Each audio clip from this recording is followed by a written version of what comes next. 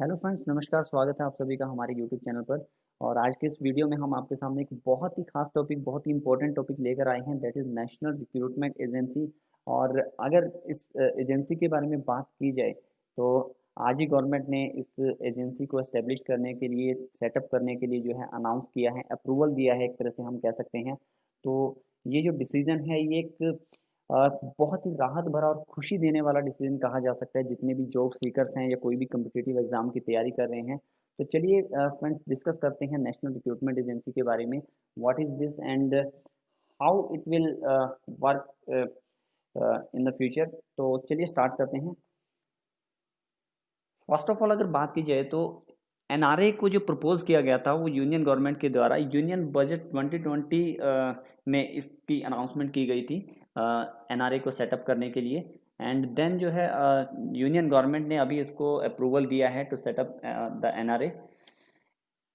And this agency will be independent professional and specialist organisation. एक independent professional specialist organisation की तरह friends ये काम करेगी, जिसके अंदर एक कॉमन एलिजिबिलिटी टेस्ट जो है वो बनाने की बात की गई है। बहुत ही एक इम्पॉर्टेंट डिसीजन इसको कहा जा सकता है गवर्नमेंट का, जो कि एक मोटिव जिसको कहा जा सकता है, जो गवर्नमेंट का जो मोटिव है इस एजेंसी को बनाने का। इसके अंदर जो फ्रेंड्स जो नॉन गेस्टेड जितनी भी पोस्ट हैं सेंट्रल गवर्नमेंट की, जो ग्रुप बी और सी के अंदर जो आती हैं, लाइक एसएससी के अंदर जो पोस्ट आती हैं, इसके अलावा रेलवेज हो गया, बैंकिंग के जो एग्ज़ाम इससे पहले होते थे जो आईबीपीएस द्वारा कंडक्ट किए जाते थे, तो ये तीनों जो डिपार्टमेंट्स हैं इनके एग्ज़ाम्स को कोलैबोरेट करके, कंबाइन करके कॉमन एलिजिबिलिटी टेस्ट जो है आगे से गवर्नमेंट बनाने जा रही है, जो कि एक बहुत ही जो है खुशी देने वाला कह सकते हैं, राहत देने वाला डिसीजन कहा जा सकता है। इसके अलावा फ्रेंड्स ये तो हो गए तीनों डिपार्टमेंट। इसके बाद अगर कोई डिपार्टमेंट या कोई, चाहे प्राइवेट सेक्टर है या पब्लिक सेक्टर का कोई भी डिपार्टमेंट है, वो भी अगर कॉमन एलिजिबिलिटी टेस्ट का पार्ट बनना चाहता है, इसमें शामिल होना चाहता है, तो they can adopt it later. ये ऐसा गवर्नमेंट द्वारा कहा गया है। इसके अलावा ये जो स्कोर इस एग्ज़ाम का रहेगा, that will be valid for 3 years. Means आप एग्ज़ाम देने के बाद 3 साल तक इन तीनों डिपार्टमेंट्स में जो भी वैकेंसी निकलेंगी, जो भी पोस्ट निकलेंगी, तो स्कोर के बेसिस पे ही जो है आप उसमें अप्लाई कर सकते हैं। आपको कोई अलग से एंट्रेंस एग्ज़ाम देने की जो है वो ज़रूरत नहीं है। इसके बाद अगर बात करें फ्रेंड्स,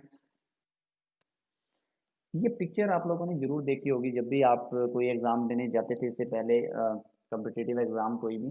तो बहुत ही प्रॉब्लमेटिक ये सिचुएशन से जो है जो भी एस्पायरेंट्स थे उनको गुजरना पड़ता था। एक बहुत ही ट्रबलसम इसको प्रोसेस कह सकते हैं। अब दूर दूर सेंटर दिए जाते हैं जो भी एग्ज़ाम होते हैं।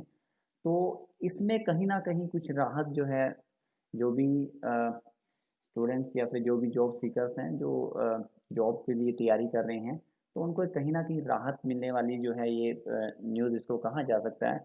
बिकॉज ये एक रिवोल्यूशनरी रिफॉर्म की तरह ये काम करेगा, ये जो डिसीजन आज गवर्नमेंट ने लिया है। और इसके अंदर एलिमिनेशन ऑफ मल्टीपल टेस्ट, जो जो मेन मोटिव है इसका, जो एजेंसी बनाने का, that is the elimination of multiple test जो है।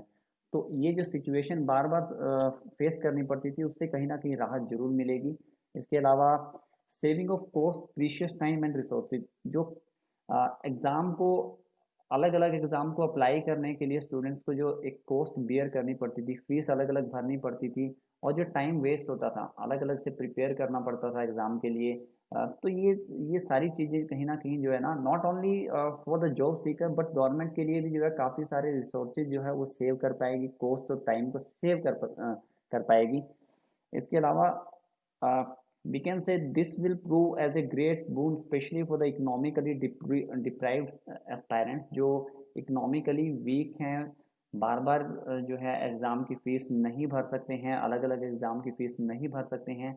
तो उन स्टूडेंट्स के लिए, या उन जो भी एक तरह से एस्पायरेंट्स हैं, उनके लिए एक बोन की तरह, एक वरदान की तरह जो है ये डिसीजन हो सकता है।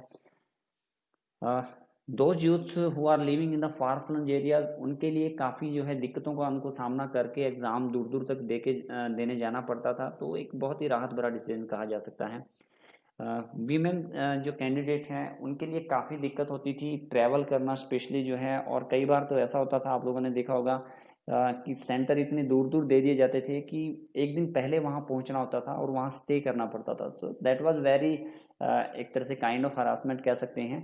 तो इसमें भी जो है एक राहत मिलती दिखाई दे रही है। Ease of recruitment and ease of selection जो गवर्नमेंट के द्वारा जैसा कि कहा जा रहा है इस एजेंसी को सेटअप करने का एक जो मेन रीज़न है to bring the ease of recruitment and ease of selection in the recruitment process.